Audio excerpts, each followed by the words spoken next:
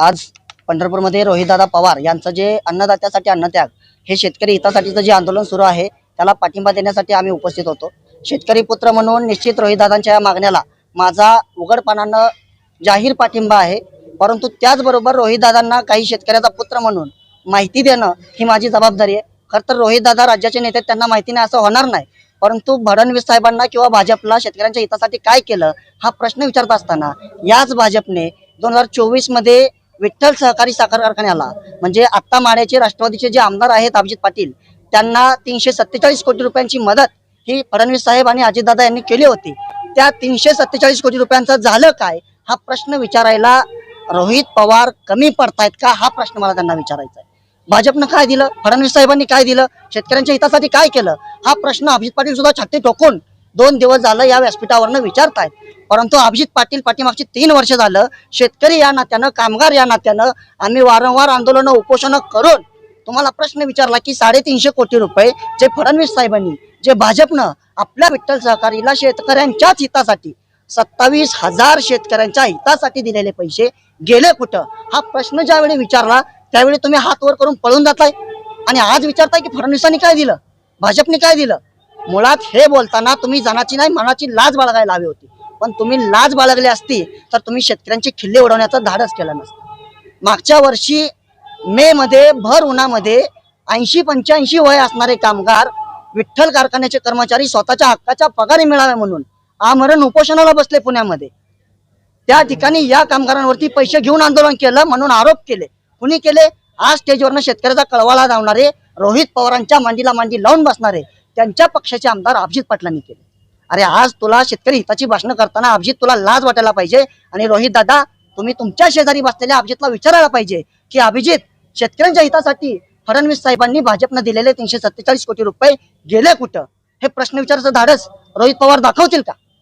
म्हणजे भाजपला प्रश्न विचारताय निश्चित योग्य आहेत, शेतकरी हितासाठी प्रश्न विचारले पाहिजेत, परंतु शेतकरी हितासाठी भाजपनं दिलेले पैसे तुमचाच आमदार खातोय आणि त्याच्याकडे तुम्ही साफ दुर्लक्ष करताय।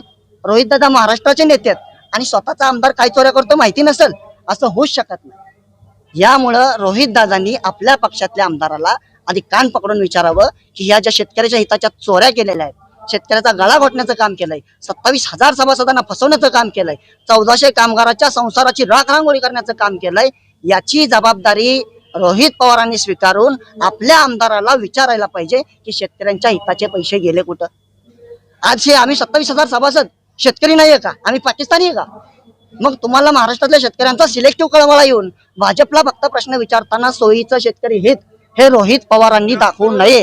त्यामुळं आमदार अभिजित पाटलांना प्रश्न विचारणं ही आमची जबाबदारी आहे, रोहित दादांची जबाबदारी आहे आणि त्याची उत्तरं ही त्यांनी दिली पाहिजेत। त्याचं कारण काय आहे? एकीकडे आज सांगताय शेतकऱ्याचा कर्ज माफ करा, हे तुम्हाला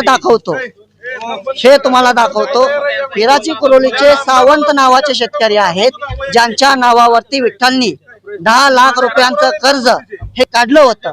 त्यांची एफडी ही परस्पर कारखान्यांना वर्ग करून घेतली, त्याची मागणी करायला हे वारंवार केलेले अर्ज आहेत।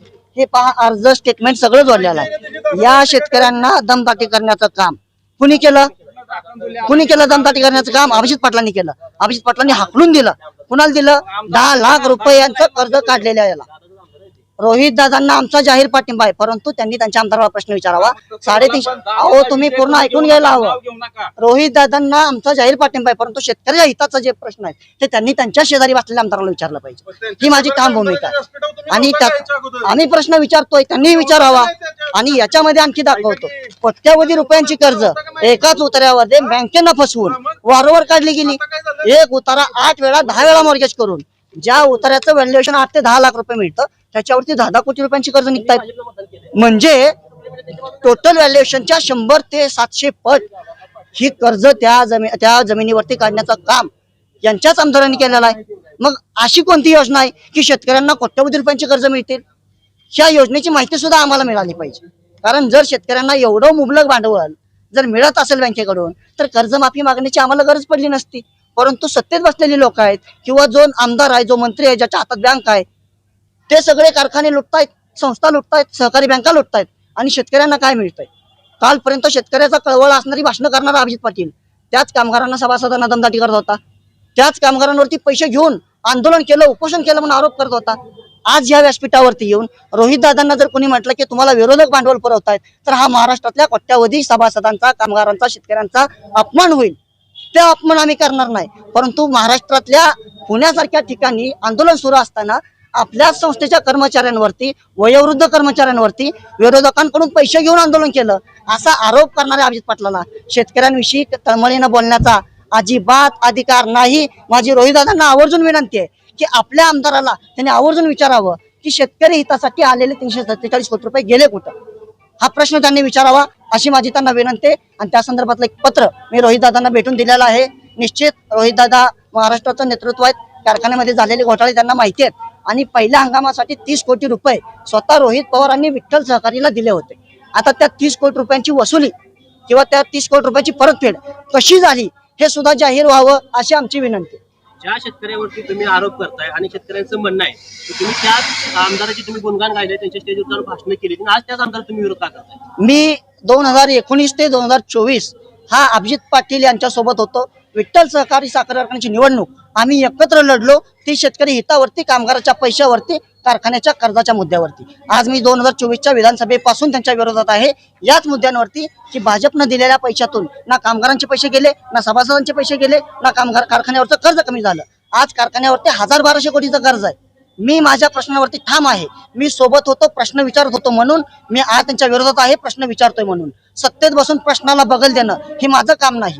मी सभासदांसाठी, कामगारांसाठी लढतोय. मी कारखानदारांचा, चेअरमनचा, नेत्याचा नसून मी माझ्या शेतकऱ्यांचा, मी माझ्या सभासदांचा आहे, मी माझ्या संस्थेचा आहे.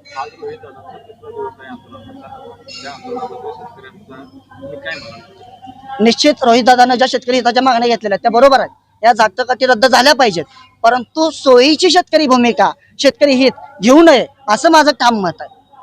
त्यांच्या आंदोलनातल्या ज्या मागण्या आहेत, शेतकऱ्यांना 100% कर्जमाफी मिळाली पाहिजे, त्याच्यामध्ये जाचकाठीच्या आहेत. 2 लाख रुपयांपर्यंतची जी अट आहे, वरचे पैशाचे भरा अशी मागणी आहे. ती मागणी चुकीची आहे, कारण ही वसुली नाही तर माफी पाहिजे.